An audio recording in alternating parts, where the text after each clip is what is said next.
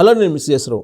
తెలంగాణ ముఖ్యమంత్రి రేవంత్ రెడ్డి చాలా వ్యూహాత్మకమైనటువంటి రాజకీయ అడుగులు వేస్తూ ఉన్నారు.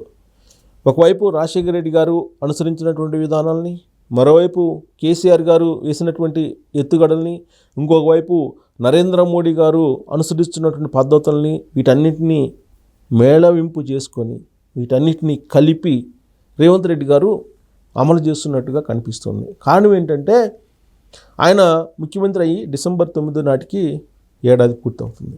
ఈ ఏడాది సందర్భంగా ఆయన ఏం చేశారు అనే దాని మీద ప్రజల్లో చర్చ జరగాలి అనేటువంటి ఉద్దేశంతో రాజశేఖర రెడ్డి గారు ఏ విధంగా అయితే చేశారో ఆ తరహాలో ఇప్పుడు ప్రచారానికి తెరలేపారు. రాజశేఖర రెడ్డి గారు కూడా 2004లో ఆయన ముఖ్యమంత్రిగా ప్రమాణ స్వీకారం చేసిన తర్వాత 1 year పూర్తి చేసుకున్న తర్వాత 1 yearలో పూర్తి చేసుకున్న సందర్భంగా పునరంకిత సభలు పెట్టేవాళ్ళు. పునరంకిత సభలు పెట్టి ఆ 1 yearలో ఏం చేశారు అనేది ప్రజల మధ్యకు చాలా బలంగా తీసుకెళ్లేవాళ్ళు రాజశేఖర రెడ్డి గారు. సేమ్ అదే తరహాలో ఇప్పుడు రేవంత్ రెడ్డి గారు కూడా 1 year కంప్లీట్ అయినటువంటి సందర్భంగా ఈ నెల 19వ తారీఖు నుంచి వచ్చే నెల 9వ తారీఖు వరకు కూడా విజయోత్సవ సభలు నిర్వహిస్తూ ఉన్నారు. ఈ విజయోత్సవ సభల్లో ఈ ఏడాది పాటు రుణమాఫీ అమలు విషయంలో కానీ, లేదా ఉచిత సిలిండర్లు కానీ, లేదా ఉచిత బస్సు సంబంధించినటువంటి పథకం కానీ, వీటన్నిటి గురించి బాగా విస్తృతంగా ప్రచారంలో తీసుకెళ్ళాలి. ప్లస్ ఉద్యోగాల కల్పనలో డిఎస్సి అలాగే గ్రూప్ 1 పోస్టులు 50,000 ఉద్యోగాలు, ప్రభుత్వ ఉద్యోగాలను భర్తీ చేశామని చెప్పి రేవంత్ రెడ్డి గారు చెప్తున్నారు. ఇంతకంటే తక్కువ కనుక నియమించినట్టు మీరు కనుక నిరూపించగలిగితే క్షమాపణ చెప్తాను అని చెప్పి కూడా ఆయన సవాల్ చేస్తూ ఉన్నారు. సో ఇలాంటి పరిస్థితుల్లో ఆయన విజయోత్సవ సభలను చాలా భారీగా నిర్వహిస్తూ ఉన్నారు.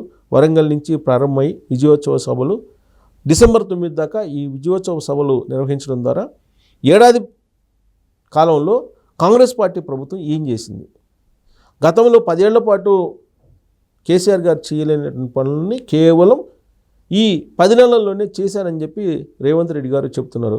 ఒకవేళ చెయ్యలేదు అని చెప్పి మీరు కనుక ప్రశ్నించదలుచుకుంటే అసెంబ్లీకి రండి అని చెప్పి సవాల్ చేస్తున్నారు కేసీఆర్ గారికి. అయితే బీజేపీ అలాగే బీఆర్ఎస్ పార్టీ మాత్రం రేవంత్ రెడ్డి ప్రభుత్వం ఏం చేయలేదు, కేవలం ప్రచారం చేసుకుంటుంది, వాస్తవంగా ఏం చేయలేదు అనేటువంటి ఒక ప్రచారాన్ని విస్తృతంగా తీసుకెళ్తుంది. ఇప్పటికే ఆల్రెడీ మూసీ నిద్ర పేరుతోటి బీజేపీ వాళ్ళు ఒక డ్రైవ్ చేస్తూ ఉన్నారు. రేవంత్ రెడ్డి ప్రభుత్వాన్ని బద్నాం చేసేటువంటి కార్యక్రమం వాళ్ళు చేస్తూ ఉన్నారు. మూసీ నది ప్రక్షాళన చేస్తానంటే మీకు ఎందుకు బాధ, సబర్మతి ప్రక్షాళన చేస్తే గుజరాత్లో శబాష్ అన్నారు, మరి మూసీ ప్రక్షాళన చేస్తే బీజేపీ వాళ్ళు ఎందుకు వ్యతిరేకిస్తూ ఉన్నారు? అంటే గుజరాత్లో ఒక న్యాయం, తెలంగాణలో మరో న్యాయమా బీజేపీ వాళ్ళని చెప్పి రేవంత్ రెడ్డి గారు ఎదురుదాడి చేస్తూ ఉన్నారు బీజేపీ వాళ్ళ మీద. అలాగే కాంగ్రెస్ పార్టీకి సంబంధించి చేస్తున్నటువంటి పనులను వ్యతిరేకిస్తూ బీఆర్ఎస్ పార్టీకి సంబంధించినటువంటి లీడర్లు కూడా తప్పుపడుతూ ఉన్నారు. తప్పుపడుతూ ఏదో ఒక రూపంలో వాళ్ళు ఉద్యమాన్ని తీసుకొచ్చేటువంటి ప్రయత్నం చేస్తున్నారు. లగచర్ల ఇష్యూ విషయంలో కూడా ఢిల్లీ స్థాయికి తీసుకెళ్లారు, జాతీయ స్థాయికి, ఎస్సీ/ఎస్టీ కమిషన్కి, జాతీయ ఎస్టీ కమిషన్కి, లేదా జాతీయ మానవ హక్కుల కమిషన్ వరకు ఈ ఇష్యూని తీసుకెళ్లారు. బట్ కాంగ్రెస్ పార్టీ ప్రభుత్వం ఏం చెప్తుంది, దాని వెనుక సుఫారీ నడిచింది, ఆర్గనైజ్డ్ క్రైమ్ జరిగింది అని చెప్పి కాంగ్రెస్ పార్టీ చెప్తుంది. కానీ బీఆర్ఎస్ పార్టీ ఢిల్లీ స్థాయిలో దీన్ని తీసుకెళ్ళి రకరకాల హంగామా సృష్టిస్తుంది. At the same time Revanth Reddy గారి బావమర్దికి అక్కడున్నటువంటి భూములను కట్టబెట్టేందుకు ఆ ఫార్మాసిటీ అని చెప్పి పేరు పెడుతున్నారు. ఆ ఫార్మాసిటీ వెనుక రేవంత్ రెడ్డి గారి బావమర్దికి భూములు కట్టబెట్టేటువంటి కుట్ర ఉందని చెప్పి బీఆర్ఎస్ పార్టీ చెప్తోంది. ఇలాంటి పరిస్థితుల నడుమ ఏడాది కాలం పాటు రేవంత్ రెడ్డి గారు ఏం చేశారు అనేటువంటిది చర్చ జరగాలి అనేటువంటి ఉద్దేశంతో ఇప్పుడు విజయోత్సవ సభలను రేవంత్ రెడ్డి గారు పెట్టారు. కానీ హైడ్రా, మూసీ నది ప్రక్షాళన పేరుతో హైడ్రాని తీసుకొచ్చిన తర్వాత సోషల్ మీడియా వేదికగా చేసుకొని రేవంత్ రెడ్డి ప్రభుత్వాన్ని వీలున్నంత వరకు బదనాం చేయటంలో కొంతవరకు సక్సెస్ అయ్యింది బీఆర్ఎస్ పార్టీ లీడర్లు అని చెప్పి మనం చెప్పచ్చు. ఆ మిగిలినటువంటి భాగాన్ని రేవంత్ రెడ్డి ప్రభుత్వాన్ని బదనాం చేయడానికి బీజేపీ వాళ్ళు బాగా వాడుకున్నారు. పైగా మహారాష్ట్ర ఎన్నికల సందర్భంగా తెలంగాణ కాంగ్రెస్ పార్టీ ప్రభుత్వం యొక్క పనితీరుని ప్రస్తావించారు సాక్షాత్తు ప్రధానమంత్రి నరేంద్ర మోడీ గారు. హామీలు ఇవ్వటమే కానీ అమలు చెయ్యదు, పక్కన తెలంగాణ రాష్ట్రంలో ఏమీ అమలు చేయట్లేదు అనేటువంటి విషయాన్ని నరేంద్ర మోడీ గారు ప్రస్తావించారు ఎన్నికల ప్రచారం సందర్భంగా మహారాష్ట్రలో.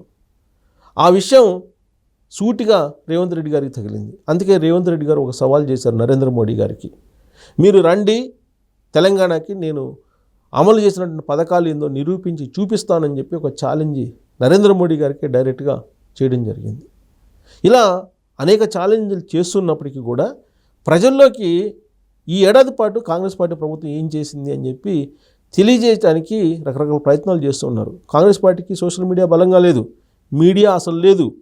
ఇలాంటి పరిస్థితుల్లో రేవంత్ రెడ్డి గారే స్వయంగా విజయోత్సవ సభలు పెట్టి తెలంగాణ సమాజంలోకి వెళ్ళాలని నిర్ణయించుకొని తాను ఏడాది కాలం పాటు చేసినటువంటి పనులు, అలాగే రాబోయేటువంటి రోజుల్లో ఏం చేయబోతున్నది స్పష్టంగా తెలంగాణ సమాజానికి చెప్పేటువంటి ప్రయత్నం ఆయన చేస్తూ ఉన్నారు. సేమ్ ఇలాంటిదే రాజశేఖర రెడ్డి గారు గతంలో చేశారు, అదే ఇప్పుడు అనుసరిస్తున్నారు. ఇక కేసీఆర్ గారు ఏం చేసేవాళ్ళంటే, తెలంగాణ ముఖ్యమంత్రిగా ఆయన బాధ్యతలు స్వీకరించిన తర్వాత 2014 నుంచి 2023 వరకు ఆయన ఉన్నారు. ఈ పీరియడ్లో ఆయన చేసింది ఏంటి అని అంటే, పండగలకు పబ్బాలకు రకరకాలుగా విజయోత్సవాలు చేసేటువంటి కార్యక్రమానికి ఆయన తెరలేపారు. చీరలు విస్తృతంగా పంచేటువంటి వాళ్ళు దసరా సందర్భంగా. ఆ తర్వాత ఆయన ఈ పండుగలు చేసుకోవడానికి ప్రభుత్వం వైపు నుంచి కొంత నిధులను కూడా విడుదల చేసేవాళ్ళు.